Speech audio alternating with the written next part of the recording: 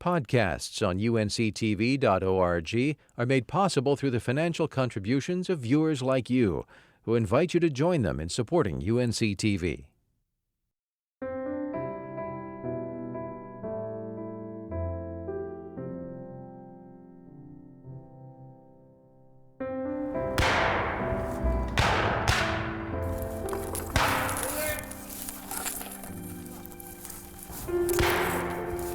Here, in the quiet pine woods south and east of downtown Wilmington, a battle was fought nearly 150 years ago.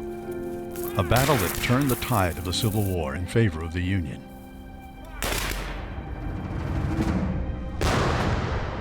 Fort Fisher had fallen after a huge sustained bombardment from the sea. The fort guarded access to Wilmington to the north, the last Confederate city open to trade. Eventually, defenders south and west of Wilmington were forced to retreat and chose to make their last stand here at Forks Road. Although outnumbered 3-1, the Confederates nearly wiped out the first assault by Union troops, but they could not hold and had to abandon Wilmington. Obscured in the smoke of battle and largely lost to the times was an astonishing fact. The wave of Union troops who first assaulted the Confederate earthworks, the troops who had done most of the fighting on the east side of the river, were colored soldiers. There were more than 179,000 African Americans who fought for the United States military. Here there were 2 brigades of United States colored troops comprising about 3,300 men. One brigade was principally the combatant unit here, 1st, 5th, 10th, 27th, and 37th U.S. colored troops, and about 50 of them were casualties here. The Battle of Forks Road was small as Civil War combat went, despite its significance, and it was little noted as the war came to a close. In time, Wilmington got back to business and grew into the city that it is today, while the battlefield slumbered beneath the pines.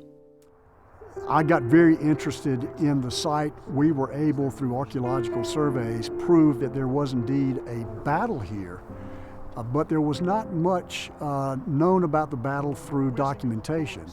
And so I started turning over every stone that I could find, looking in the official records, newspaper articles, regimental histories, and didn't find much, but I found enough to prove that indeed this is where the Confederates made their last stand, and that the principal Union combatants were United States colored troops.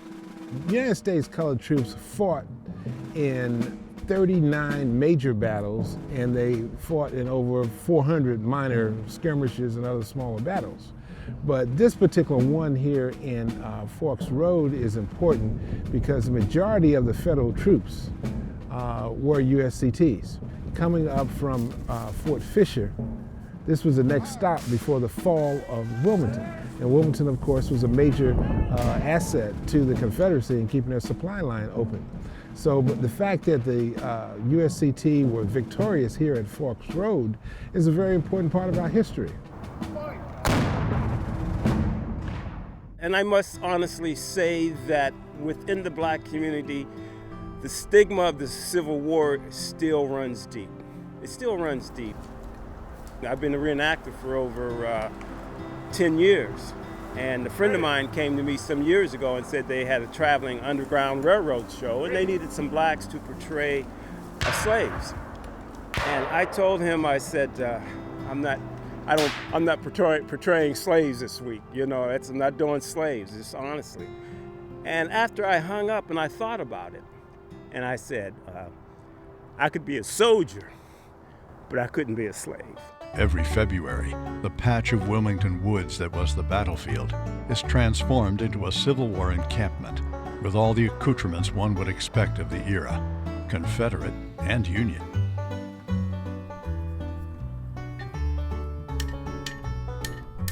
This is my tent here, and I have all the equipment that goes along with it. Every person has their own equipment, and we come out and we just have a good time. Fred Johnson is tightly woven into the fabric of Forks Road. He is so active in the historical community around Wilmington. and has done so much to not only investigate but further interest in the role of African Americans during the Civil War.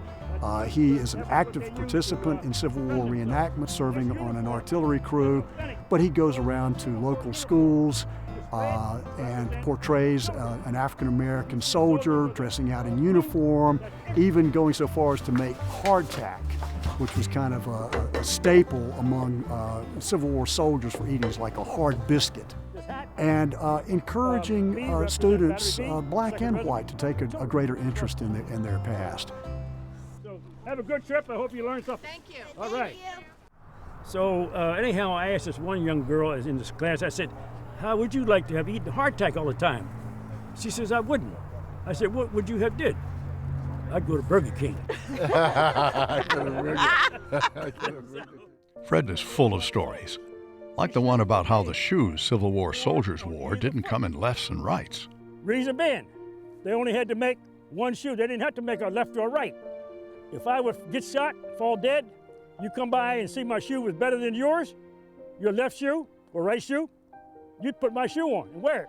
For Sergeant Johnson, Battery B, 2nd Regiment United States Colored Troops, and a 79-year-old veteran of the Korean War, Forks Road and the Civil War run deep in his blood. Fred's roots are in Pennsylvania, and 2 of his ancestors fought with the USCTS. I learned that my great-great-grandfather, Peter Quamine, he was with the 3rd U.S. Infantry. His brother, Abraham Quamine, with the 24th U.S. CT Infantry. And then I did learn later on they had a brother-in-law, Edward Ford, with the 25th U.S. CT Infantry. The first day of this year's reenactment dawns gray and chilly, and the camp awakens slowly. Reenactors are sticklers for detail, sharing a cup of morning brew made right here in the field, practicing formations and skirmish lines.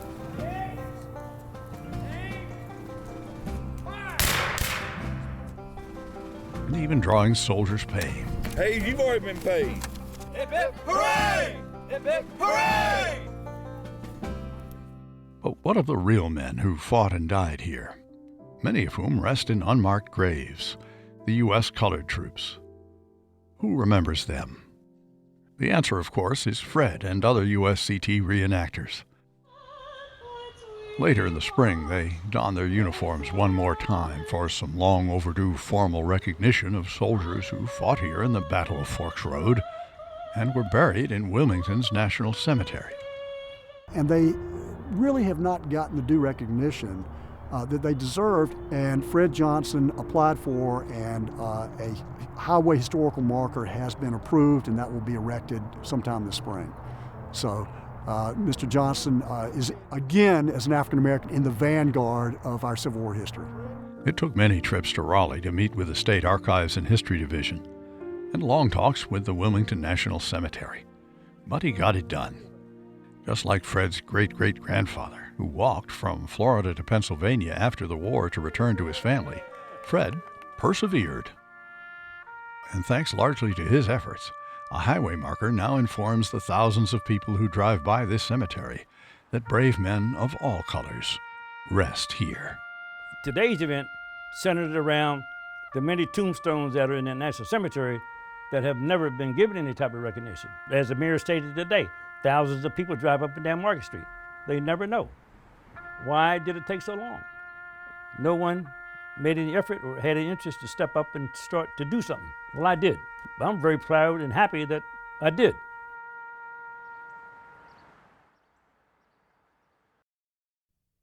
Podcasts on UNC-TV.org are made possible through the financial contributions of viewers like you, who invite you to join them in supporting UNC-TV.